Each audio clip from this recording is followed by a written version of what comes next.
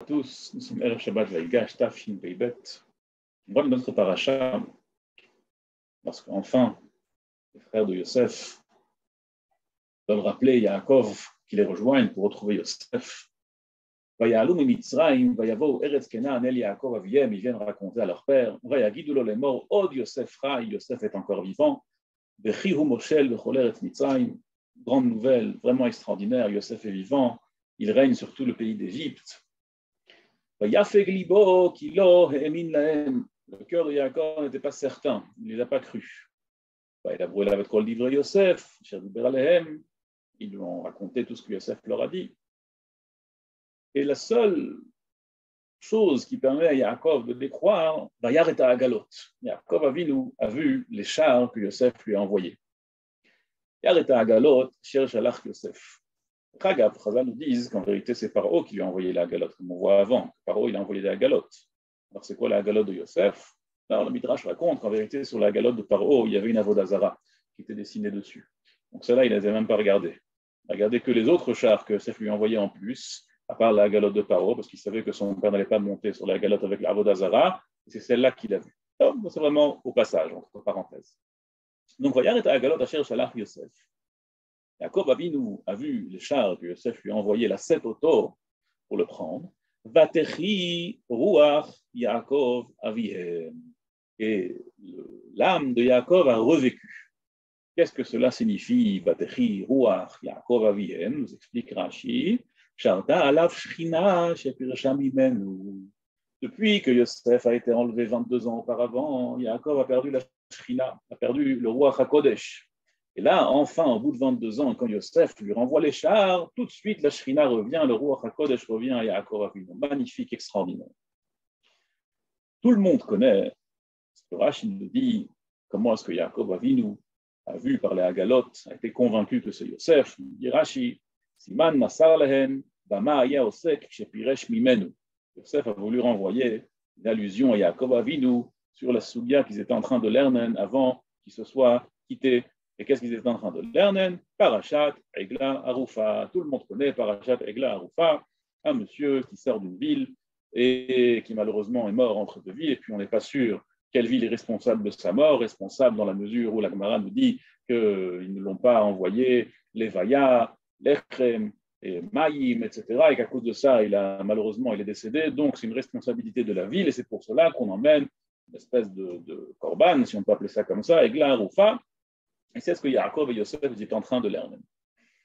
Alors, on a grandi avec ce pérouge de Rashi, et pour nous c'est évident, ce qu'ils se souviennent qu'ils étaient en train d'étudier, c'est que c'est ça que Yosef a voulu faire allusion lorsqu'il a envoyé les chars Egla, Agala, chars, on dit Egla, Agala, et la Egla, le veau que l'on abat, c'est aussi une Egla Arufa. Est-ce que c'est par hasard? Il n'y a pas d'hasard. Stam, ils sont en train de lerner Egla Arufa. Ils auraient pu aussi peut-être étudier Ben Sorer ou Moré, ils auraient pu étudier Bassar Bechalav, non? Plein de choses. Étudier Choshen Mishpat ou Lan. Manienne. Il faut essayer de comprendre pourquoi est-ce que c'était d'Afka ça, cette Soudia, que Yosef et Yaakov est en train d'étudier. Il y a un Midrash qui est rapporté dans la Torah Shlema, on en avait parlé une fois. Midrash Plia, Midrash très étonnant. Midrash dit Remez Ramazlo, quand il lui a envoyé la Hagalot. Quand on s'est quitté, on parlait de la Géoula, on parlait de Biat HaMashiach. Adaoud Amrinan Mitzlote, c'est ce qu'on dit dans la Tfila. Dans le Kaddish, qu'est-ce qu'on dit? Ba'agala ou Bizman Kariv. On dit Ba'agala ou Bizman Kariv. Donc les Hagalot que Yosef a envoyé à Yaakov, c'était quoi? Les Hagalot, pas les Hagalot de la Egla Arufa, hein, mais les Hagalot de Ba'agala ou Bizman Kariv qui nous parlent de Biat HaMashiach, de la venue du Mashiach. Magnifique, extraordinaire. Il y a juste un petit problème technique, c'est que Egla et Ba'agala n'ont absolument aucun rapport. Premièrement, parce que l'un est en araméen et l'autre en hébreu, Shola Kodesh, Egla. Et Bichla, l'orthographe n'est pas du tout pareil.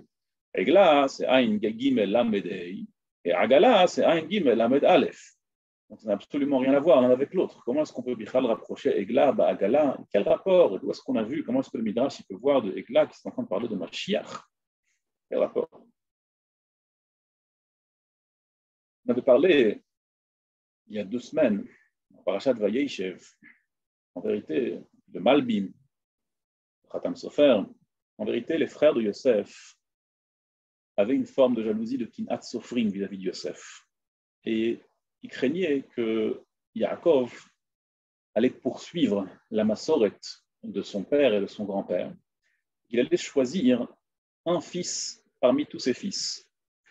Avraham Avinu a choisi Yitzhak plutôt qu'Ishmaël.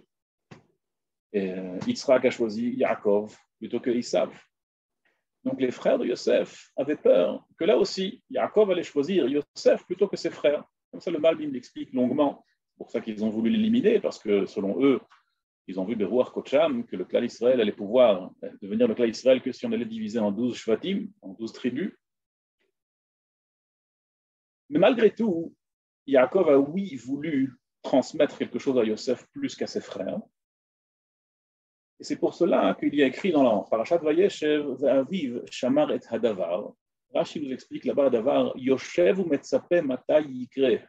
Yaakov Avinu était assis et il attendait quand est-ce que cette chose allait arriver. Et c'est ce qu'il a écrit plus tard, lorsque Yaakov renvoie Yosef pour aller voir Shlom et Chav, comment ses frères vont.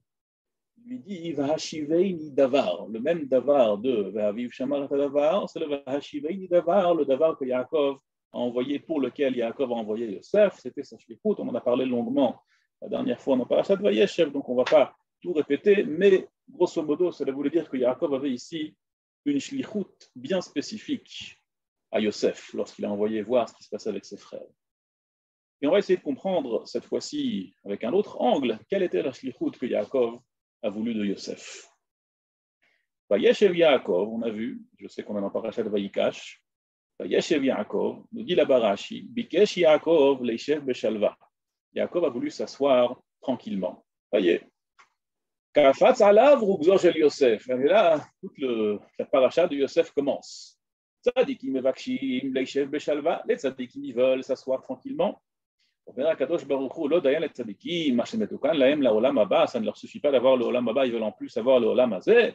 Et là, je mevakshim leishev beshalva bo olam hazeh. Ah, kazot lo tiyeh. Pas comme ça. Ils ont l'olam haba, l'olam hazeh, catastrophe. Pour Hachem de mettre, on voit les tzadikim dans ce monde-ci, ça ne manque pas de tsarot. Bah, la Kol Panim, on va essayer de comprendre c'est quoi. Bikesh le Yaakov le Sheb Shalva, il voulait quoi? Il voulait prendre sa retraite avec un terrain de golf, avec une piscine à côté. C'est quoi les Sheb Shalva? C'est quoi la Shalva que Yaakov Avinu souhaitait avoir? Midrash nous raconte, Ma Rabbi Elazar, c'est quoi Vayeshev Yaakov? Dit le Midrash, Chashav Yaakov Bedarato. Yaakov pensait. Quoi, Ramara Kadosh Baruch Hu Avraham, Liot Banav Geirim. Est-ce qu'on se rappelle, Brit Ben Abetarim, Kadosh Baruch Hu a promis à Avraham que sa descendance sera étrangère, vont être asservis. Dit Yaakov, nous, Baruch Hashem, Itkayem Adavar, j'ai réussi à traverser toute la galoute et à prendre sur moi tout ce que le clan Israël devait subir.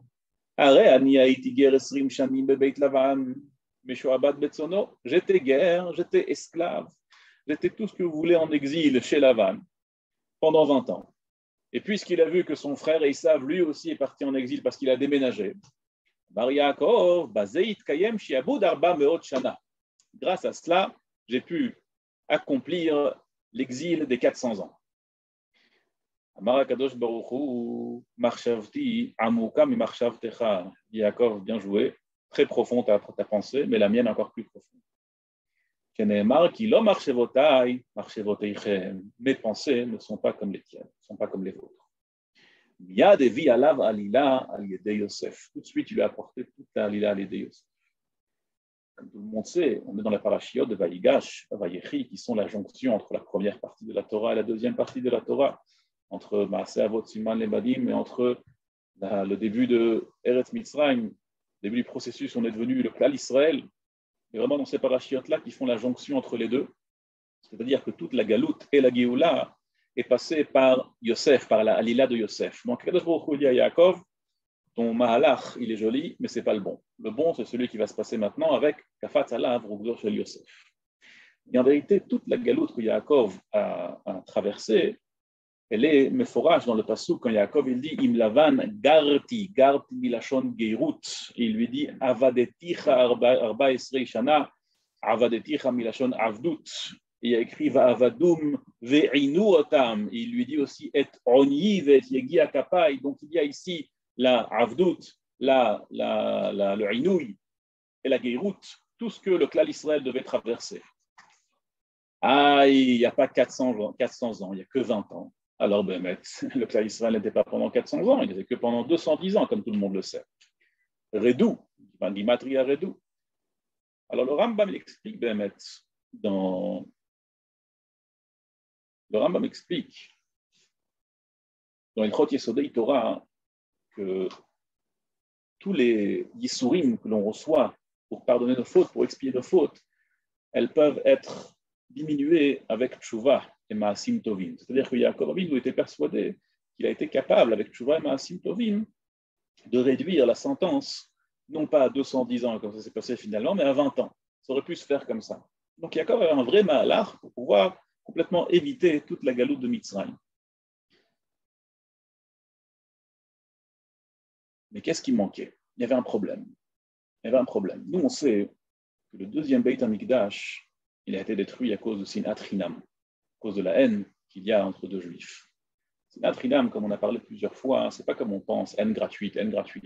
Mais si quelqu'un n'est pas gentil avec moi, alors là, c'est pas une haine gratuite. Chas de Shalom. Sinat Chinam, évidemment, c'est haïr quelqu'un, pas pour les bonnes raisons. Et la seule bonne raison, c'est haïr quelqu'un parce qu'il met en colère Hachem, parce que c'est un rachat. Et même là, c'est pas évident de le haïr. On n'a pas le droit d'haïr, c'est tout. Ça, c'est Sinat Chinam. Sinat qui n'est pas une Sinat Chinam, c'est Sinat qui est une mitzvah. C'est très très rare. Là, il y avait un problème, c'est que les frères de Yosef et Yosef ne s'entendaient pas. Il y avait une Sinat Achim, il y avait une haine entre les frères. Et Yaakov a voulu réparer cela en envoyant Yosef. Il lui a dit quoi? Il a dit Lechnare et shlom achecha. Va donc voir la paix avec tes frères. C'est-à-dire que Yaakov Avinu, il a envoyé Yosef pour qu'il fasse la paix avec ses frères, pour qu'à présent, la Géoula puisse être complètement shleima. Jusqu'à maintenant, j'ai eu la galoute, la avdout, le inouï, mais il manque encore la sinat chinam. Il faut réparer la sinat chinam. Pour réparer la sinat chinam, il faut que Yosef et ses frères puissent faire le shalom, et c'est uniquement maintenant qu'on pourra avoir la Géoula. Donc ça, c'est la shlichut davar. Yoshev ou Metzapé, quand est-ce que ça va pouvoir s'appliquer? Il a envoyé Yosef pour qu'il puisse faire le shalom avec ses frères, et grâce à cela, compléter la Géoula. Et là, Kafatz Alav, au besoin chez Yosef. Il y a un Midrash Rabbah. Lorsque Yosef a envoyé la galotte, alors Yaakov Avinu a dit comme ça. Rav Kocho shel Yosef bni. Qu'est-ce qu'il est fort, mon fils Yosef? Chez Kamatzarot egiu, combien de malheurs il a eu? Ve'odenu omed betzidko. Et il est encore resté tzaddik. Arbe mimeni shechatati. Beaucoup plus que moi qui ai fauté. Yaakov, il dit que Yosef est resté tzaddik, mais que lui a fauté. Chez Amarti, quand est-ce qu'il a fauté Yaakov? Parce qu'il a dit Nistera darki me Hashem. Nistera darki me Hashem. Nistera darki me Hashem, c'est un pasouk dans Yishayahu. Pasouk qui dit Lama tomar Yaakov ou tedaber Israël. Pourquoi est-ce que tu diras Yaakov, tu parleras à Israël? Nistera darki me Hashem. Je suis complètement caché d'Hashem. C'est-à-dire que Kadosh Baruch Hu ne me regarde pas. Ou melokai mishpati ya'avor. Et Kadosh Baruch Hu ne prend pas mon jugement. C'est-à-dire que Kadosh Baruch Hu ne me défend pas. Comme ça dit Israël, comme ça dit Yaakov. Et comme ça, Yaakov aussi, il s'est dit lui-même, lorsque Yosef a été kidnappé, il pensait qu'il était mort, alors il y avait, évidemment, à son niveau, on est très très loin de pouvoir analyser quoi que ce soit de Yaakov, mais Yaakov, à son niveau, il avait quelque part khatati, une certaine forme de faute, dans la mesure où il a dit pourquoi est-ce que Akadosh Baruch Hu m'a oublié, Akadosh Baruch Hu n'a pas fait attention à moi, il m'a tué Yosef sans raison, je ne comprends pas. Ça, c'est le Harbe mimeni shechatat, il dit le Midrash. Quelle faute Yaakov a commis quand il a vu que Yosef a été pris?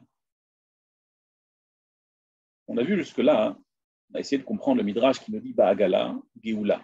Agala ou Bizman Kariv. Agla, c'est Agala, bien que l'orthographe n'a rien à voir, mais on voit un mahalach de Géoula, on voit qu'en vérité, Yaakov il pensait que la Géoula allait venir en envoyant Yosef. Et c'est ça que Yosef dit à Yaakov, toi tu pensais qu'il y aura la Géoula tout de suite, mais en vérité la Géoula ce sera maintenant, ce sera le Baal. Ça le Agala, le début de l'asservissement et la suite de la Géoula. Et ça c'est la Egla Haroufa. Mais quel rapport avec la Egla Haroufa, la Sougia de Egla Haroufa que Yaakov et Yosef étudiaient, quel rapport avec le Agala ou Isman Karif? On a mélangé pas mal de choses ici. On va essayer de mettre un petit peu d'ordre. Rabbi Haïm Paltiel, il pose une question. Il dit, qui nous dit que Yosef, c'est le seul qui était au courant de ce qu'il était en train d'étudier avec Yaakov? Il dit Rabbi Haïm Paltiel, je ne sais pas d'où il le sait, Istama, il a une source, que quand Yaakov et Yosef ils étudiaient la Torah, ce n'étaient pas les seuls. Ils n'avaient pas une chavruta, il y avait plein de gens autour d'eux qui écoutaient. Mais tout un Beit Midrash. Qu'est-ce que vous pensez? Qu'ils étaient enfermés dans un bureau en train d'étudier? Pas du tout. Il y avait un Beit Midrash avec des centaines de places, des centaines de personnes qui écoutaient leur shiurim, et tout le monde était au courant que la dernière sougia que Yaakov et Yosef étaient en train d'étudier, c'était Egla Haroufa. Alors où est-ce qu'il est l'allusion, où est-ce qu'il est le mot de passe que Yosef il lui envoie à Yaakov en disant oui, voilà la dernière sougia qu'on était en train d'étudier?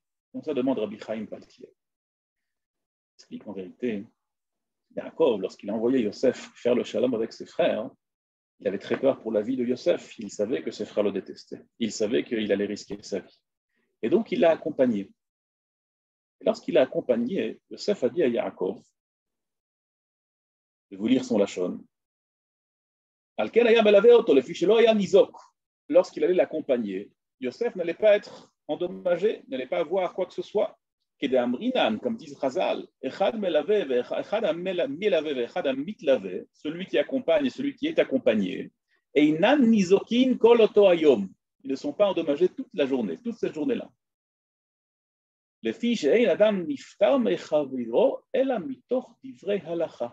Parce qu'une personne ne quitte son prochain qu'en lui disant une halakha.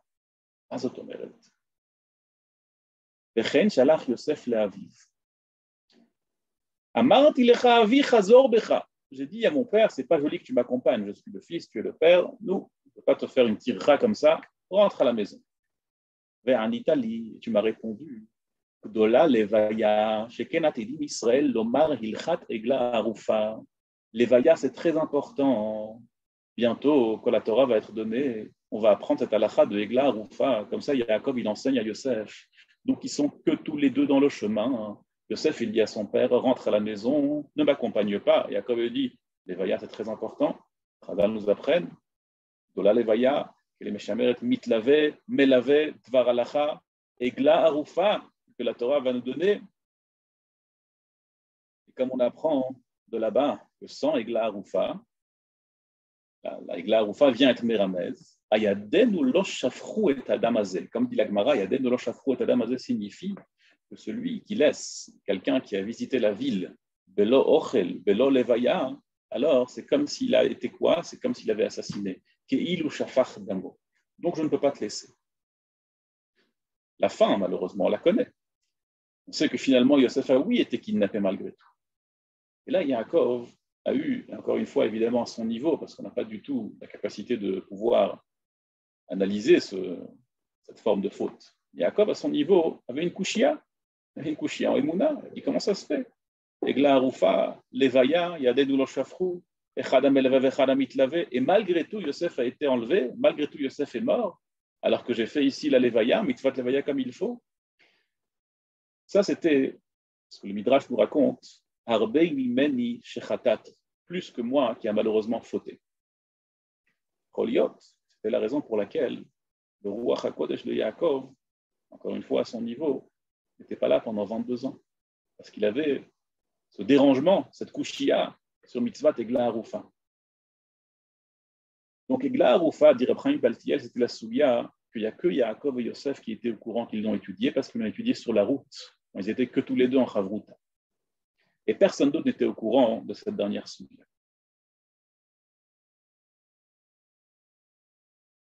Aguilas Israël de Koznitz, le Gdouch Asleiv, ils le prennent en direction de Nistar beaucoup plus élevé, disent que le Higoul, chacun le prend dans une autre direction. Je n'ai pas du tout le niveau de comprendre ce qu'ils disent, mais en tout cas, chacun dit que le Higoul, c'est la galoute, et le Yosher, ce qui est droit, ce qui a des angles, ce qui est droit, c'est la Géoula. Pourquoi le Igoul, c'est la galoute? Alors, il explique parce que le mal, c'est une siba. Siba, c'est mesovev, c'est milachon Igoul. Tout ce qui est négatif dans notre vie, c'est milachon Igoul, c'est mesovev, mistovev, galgal achozer baolam. Et la Géoula, c'est or rachamim pshutim, or hayashar. Parce qu'il dit le Kedushat Lévi, la voie des Sissot, il prend dans une direction beaucoup plus complexe. Et là, Igoul, ça c'est la galoute. Lorsque Yaakov voit que la Egla Roufa, la Levaya qu'il a fait à Yosef, en vérité, elle a oui porté ses fruits, là, le Ruach HaKodesh, il revient immédiatement à Yaakov. Sinat Chinam a détruit le Beit HaMikdash. Shlom Eichav, que Yaakov a essayé de rétablir, c'était la Hashlama de la galoute. C'était pour compléter la galoute. Et pour pouvoir permettre à la Géoula de venir. Lorsque Yaakov a vu que Yosef a mis en pratique la Egla Roufa, il a vu qu'en fait, maintenant, le Mahalach de la Géoula commence réellement. Il a compris que l'homme Archevotai, Marchevoteichem, que mettre le plan d'Akadosh Baruch Hu est complètement différent. Et que maintenant, on retourne vers une direction de Shlom Eichav. Parce que la Egla Roufa, c'est justement le Shlom Eichav. C'est lorsqu'il y a quelqu'un dans la ville, on ne peut pas le laisser partir comme ça. Comment est-ce que quelqu'un peut rentrer dans notre ville sans qu'on le laisse partir avec Levaya, avec Ochel, Maïm? C'est impossible. Ça, c'est ce que représente la Egla Roufa. Ça, c'est le Shlom Eichav par excellence. Le Shlom Eichav à son meilleur niveau, à la différence d'Egla Roufa. Yadeinu lo shafru et adam hazeh. Par hasard, il n'y a pas d'hasard. Hein. J'ai lu ce matin une interview avec une très grande star de la musique chassidique, très très grande. Pas rentrer dans les détails de qui c'est. Et celui qui a fait l'interview, il a demandé, est-ce que tu as un rêve? Tu es déjà arrivé au top. Est-ce que tu as encore un rêve? Elle a dit, j'ai un rêve.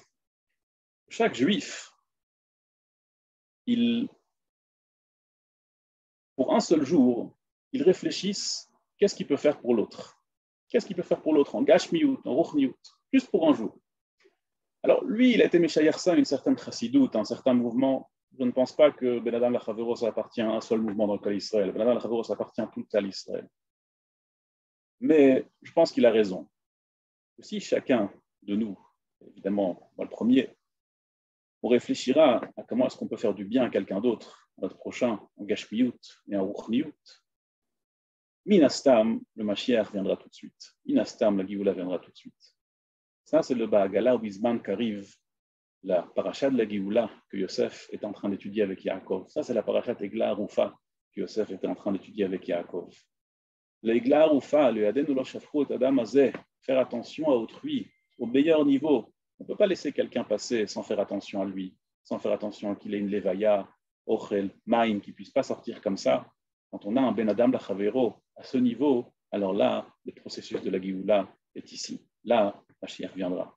Yiratzon Be'ezrat Hashem, qu'on puisse tous arriver à ce niveau-là, qu'on puisse tous toujours penser à autrui. Grâce à cela, on arrivera à la Géoula Ba'agala, Bizman Karim. Kol Tuv et Shabbat Shalom.